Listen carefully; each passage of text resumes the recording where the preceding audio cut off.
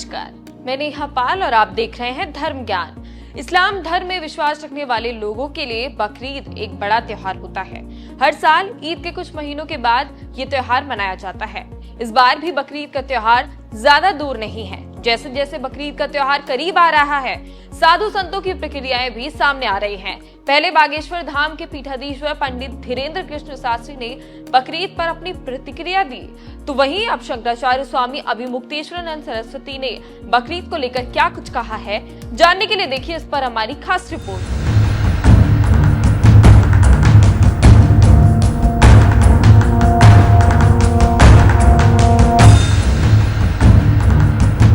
इस बार बकरीद 7 जून को मनाई जाएगी, जिसके लिए मुस्लिम समाज ने तैयारियां भी शुरू कर दी हैं। बाजारों में महंगे महंगे बकरों की मंडियां भी लग गई हैं और लोग कुर्बानी देने के लिए जानवरों को खरीदारी भी जोर शोर से कर रहे हैं, क्योंकि इस्लाम धर्म में मान्यता है कि पैगंबर मोहम्मद इब्राहिम ने कुर्बानी की परंपरा शुरू की थी, जिसके बारे में ज्योतिर्मठ के शंकराचार्य स्वामी अभिमुक्तेश्वरानंद ने बताया।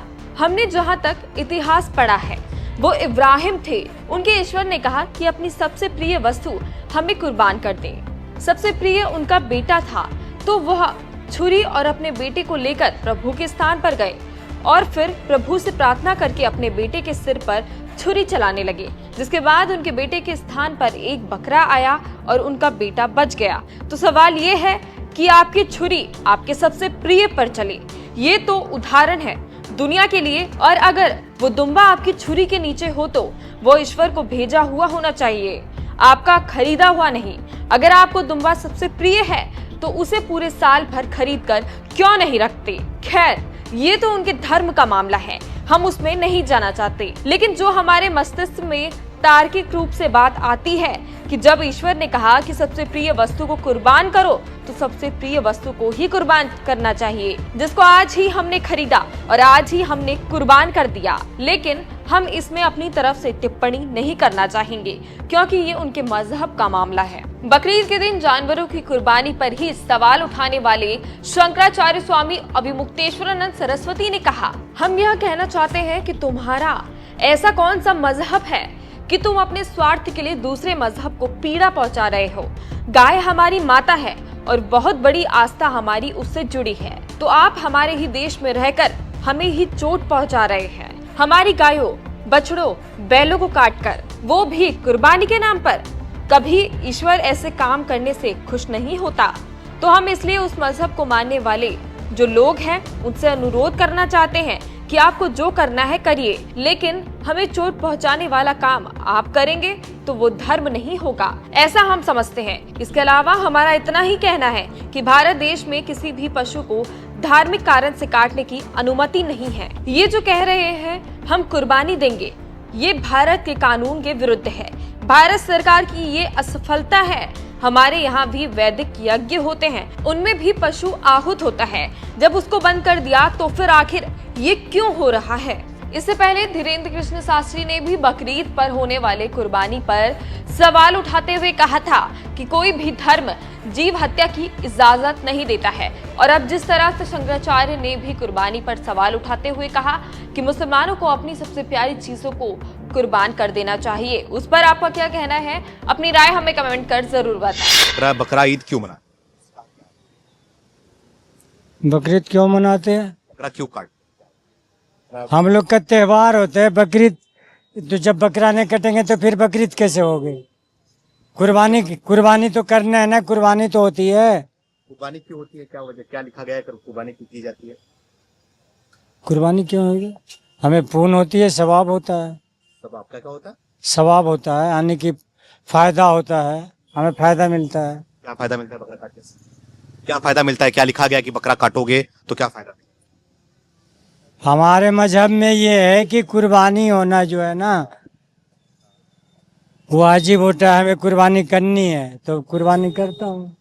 करने के बाद इसको खाते हो? हाँ, खाता हूँ, खाता भी हूँ, बांटता भी हूँ, मदरसा में भेज देता हूँ। इनका जान नहीं होता? अगर इसको काटते हो आप, इनका जान है तो को भी दर्द। जान किस चीज में नहीं है, ये तो जो खाने की चीजें खाई जाएगी। खाने की चीज है? हाँ, खाने की चीज है, बकरा खाने का चीज नहीं है, तो फिर क्या खाने का चीज है? क्या खाने का चीज है? दारू पीने की चीज है क्या? दारू पीने की चीज है? फिर पीते हो दारू आप? नहीं, मैं तो नहीं पीता। दारू क्यों? दारू भी पीने की चीज है? दारू भी तो पीने की चीज है। पीने वाले पीते हैं।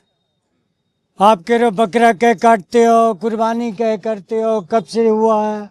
ये जब से दुनिया कायम हुई है ना, जब से कुर्बानी हो रही है।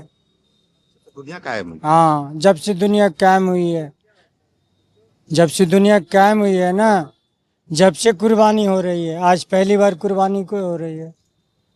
तो कुर्बानी के लिए कुछ बताया गया है ना कि ये कुर्बानी करोगे तो ये कुर्बानी तो बहुत चीज की होती है, जैसे कि गाय की होती है, भैंस की होती है, गाय की ऊँट करते की हो? होती है।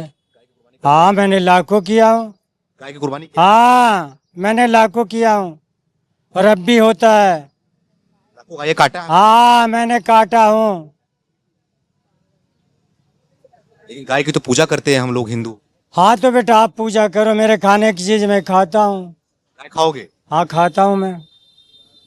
ये बात तो सही नहीं होती ना। अगर कोई उसका पूजा करता है, हम गाय की पूजा करते हैं, उनको देवी मांगते हैं, तो आप उसको काटते हो, खाते हो? आप छठ पूजा में जाओगे पूजा करने के लिए, अब मैं आपको रोकूंगा कि आप छठ पूजा क्या कर रहे हो? आप कह रहे हो उसको काटते कहे हो।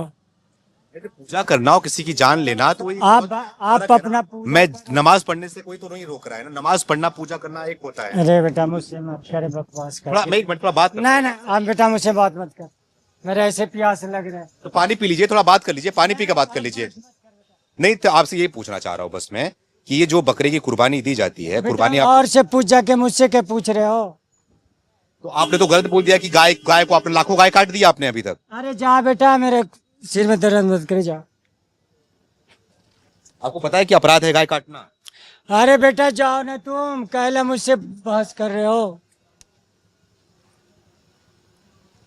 अब तो पानी पी लिए ना, आपको गला ठीक हो गया आपका। आप थोड़ा बात कर लीजिए हमसे, थोड़ा मतलब कि बात का निचोड़ नहीं निकला ना अभी तक, इसीलिए बात करना चाह रहा हूँ बस मैं आपसे। तो सुर्ती भी खानी। जा बेटा जा, तू बस तूने निचोड़ निकाल लियो, बाद में बाद में निचोड़ निकाल लो।